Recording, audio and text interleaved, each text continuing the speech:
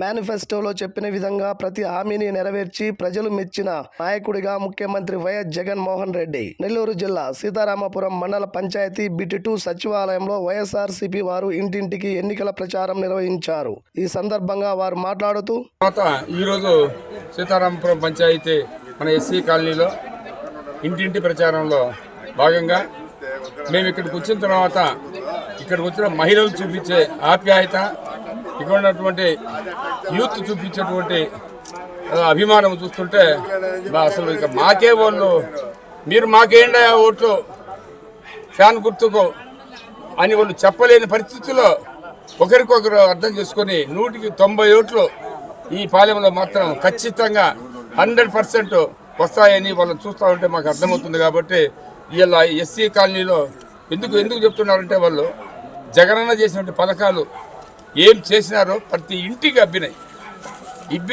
ప్రతి ఇంటికి లబ్ధి పొందినారు. కాబట్టి వాళ్ళ మనసు కరిగి ఏది ఏమైనా సరే జగనన్నకు మనం ఓట్లు వేయాలా, ఖచ్చితంగా మళ్ళీ జగనన్న సీఎం చేసుకోవాలా, చేసుకుంటేనే మళ్ళీ మనకు మనుగడ ఉంటుంది, ఈ పథకాలు మళ్ళీ కంటిన్యూ అవుతాయి అనేది వాళ్ళ మనసులో పడింది. కాబట్టి దాన్ని ఎవరు కూడా ఏమి చేయలేరు, చెరపలేరు. ఖచ్చితంగా జగనన్న ఓట్లేసి విజయసాయిరెడ్డి గారికి ఒక ఓటు, రాజగోపాల్ రెడ్డి గారికి ఒక ఓటేసి మంచి మెజార్టీతో గెలిపిస్తారని నా అభిప్రాయము. ఇక్కడ స్పందన చూస్తే కూడా గడప గడప ప్రచారం చేయడం జరుగుతుంది. మహిళలు ఇక్కడ ఉండే ప్రతి కుటుంబం కూడా మేమంతా జగనన్న వండ ఉంటాము.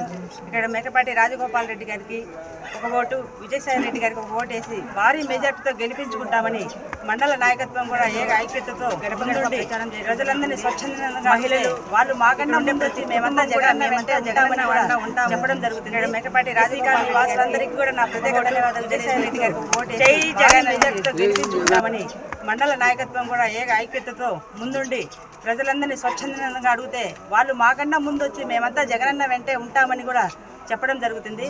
ఎస్సీ కాలనీ వాసులందరికీ కూడా నా ప్రత్యేక ధన్యవాదాలు తెలియజేస్తూ జై జగన్ అని